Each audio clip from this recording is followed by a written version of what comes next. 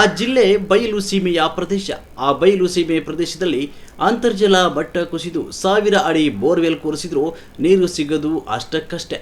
ಇದರ ಬೆನ್ನಲ್ಲೇ ಬೆಂಗಳೂರಿನ ಶುದ್ಧೀಕರಿಸಿದ ನೀರನ್ನು ಆ ಜಿಲ್ಲೆಗೆ ಹರಿಸಲಾಗ್ತಾ ಇದ್ದು, ಇದೀಗ ಶುದ್ಧ ಜೀವಜಲಕ್ಕಾಗಿ ಜನ ಬೀದಿಗಿಳಿದು ಪ್ರತಿಭಟನೆ ನಡೆಸಿದ್ದಾರೆ. ಈ ಕುರಿತು ಒಂದು ವರದಿ ಎಲ್ಲಿದೆ ನೋಡಿ.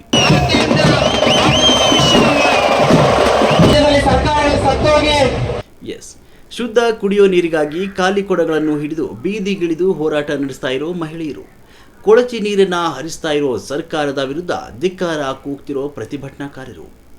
ಎಸ್, ಚಿಕ್ಕಬಳ್ಳಾಪುರ ನಗರ ಇಂದು ಪ್ರತಿಭಟನೆಯ ಕಿಚ್ಚಿನಿಂದ ಕಾವೇರಿತು. ಅಂದಹಾಗೆ ನಗರದ ಶನಿ ಮಹಾತ್ಮ ದೇವಾಲಯದಿಂದ ಆರಂಭವಾದ ಈ ಬೃಹತ್ ಪಾದಯಾತ್ರೆ ಬಿಬಿ ರಸ್ತೆಯ ಮೂಲಕ ಸಂಚರಿಸಿ ಸಿಡ್ಲಘಟ್ಟ ಸರ್ಕಲ್ವರೆಗೆ ಸಾಗಿತು. ಯುವ ಮುಖಂಡ ಹರೀಶ್ ರೆಡ್ಡಿ ನೇತೃತ್ವದಲ್ಲಿ ನಡೆದ ಈ ಹೋರಾಟದಲ್ಲಿ 100 ಜನ ಭಾಗವಹಿಸಿ ಸರ್ಕಾರದ ವಿರುದ್ಧ ಘೋಷಣೆಗಳನ್ನು ಕೂಗಿದರು. ಪಾದಯಾತ್ರೆಯ ವಿಶೇಷ ಅಂದರೆ ಮಹಿಳೆಯರ ಸಂಖ್ಯೆ. ಕೈಯಲ್ಲಿ ಖಾಲಿ ಬಿಂದಿಗೆಗಳನ್ನು ಹಿಡಿದು ಮೆರವಣಿಗೆಯಲ್ಲಿ ಹೆಜ್ಜೆ ಹಾಕಿದ 100 ಮಹಿಳೆಯರು. ನೀರು ಜಿಲ್ಲೆಯ ಜನರ ಪಾಲಿಗೆ ವಿಷವಾಗಿ ಪರಿಣಮಿಸಿದೆ ಅಂತ ಆಕ್ರೋಶ ವ್ಯಕ್ತಪಡಿಸಿದರು. ಬೆಂಗಳೂರಿನ ತ್ಯಾಜ್ಯ ನೀರನ್ನು ಜಿಲ್ಲೆಯ ಕೆರೆಗಳಿಗೆ ತುಂಬಿಸುವ ಮೂಲಕ ನಮ್ಮ ಅಂತರ್ಜಲವನ್ನು ವಿಷಕಾರಿಯಾಗಿಸಲಾಗ್ತಾ ಇದೆ ಅಂತ ಪ್ರತಿಭಟನಾಕಾರರು ಆಕ್ರೋಶ ಹೊರಹಾಕಿದರು.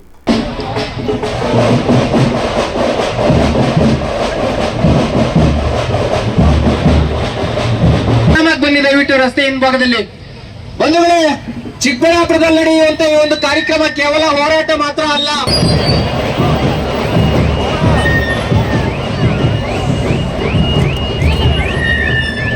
ಚಿಕ್ಕಬಳ್ಳಾಪುರ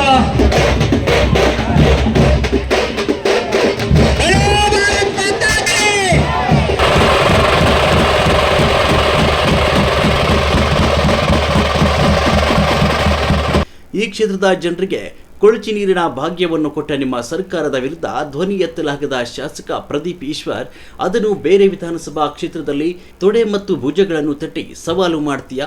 ಅದೇ ಸವಾಲು ನಿನ್ನ ಕ್ಷೇತ್ರದ 3ನೇ ಹಂತದ ಶುದ್ಧೀಕರಣದ ನೀರಿನ ಬಗ್ಗೆ ಸವಾಲು ಮಾಡಿ ಮುಖ್ಯಮಂತ್ರಿ ಬಳಿಯಲ್ಲಿ ಅಂತ ಸವಾಲಿಸಿದ ಹರೀಶ್ ಕೆ ರೆಡ್ಡಿ. ತಾಲೂಕು ಬಿಜೆಪಿ ಘಟಕದ ಅಧ್ಯಕ್ಷ.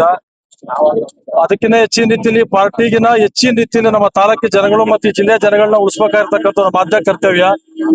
ಇವತ್ತು ಒಂದು ಮುನ್ನುಡಿ ಹೆಜ್ಜೆ ಇಟ್ಟು ಏನು ರಾಜ್ಯ ಸರ್ಕಾರ ನೋಡಿ, ಒಂದಂತೂ ಸತ್ಯ ನೇರವಾಗಿ ಹೇಳಲಿಕ್ಕೆ ಬಯಸ್ತೀನಿ, ಜಾಸ್ತಿ ಕಾಸಿರ್ತಕ್ಕಂಥದ್ದು ಕಸ ಎತ್ತದ್ರಲ್ಲಿ, ಕೊಳಚೆ ನೀರು ಬಿಡೋದ್ರಲ್ಲಿ ಬಿಟ್ರೆ ಬೇರೆ ಯಾವ್ದ್ರಲ್ಲೂ ಕೂಡ ಇಲ್ಲ.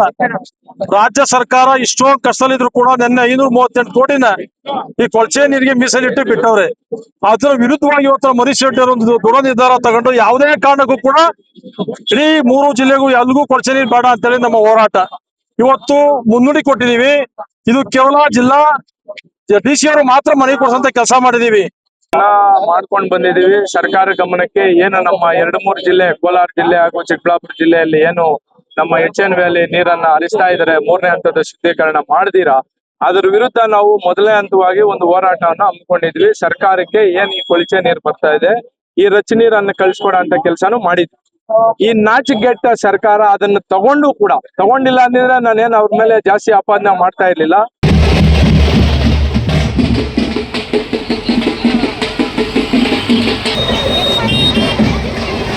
ಅದೇ ರೀತಿಯಾಗಿ ವಿಶ್ವಾವತಿಯ ಕೊಳಚೆ ನೀರಿನ ಹೋರಾಟ ಸಮಿತಿಯ ಅಧ್ಯಕ್ಷ ಆಗಿರುವಂತಹ ಇದೇ ನಮ್ಮ ಸಮೀಪದ ಬಾಗೇಪಲ್ಲಿ ಮತ್ತು ಚಿರುಮತ್ತೂರು ಹಾಗೂ ಹಿಂದೂಪುರ ಸಮೀಪ ರೈತಿರುವಂತಹ ಕೃಷ್ಣಾ ನದಿಯ ನೀರನ್ನು ಶತಾಯ ಗತಾಯ ನಮ್ಮ ಚಿಕ್ಕಬಳ್ಳಾಪುರಕ್ಕೆ ಹರಿಸಲೇಬೇಕು.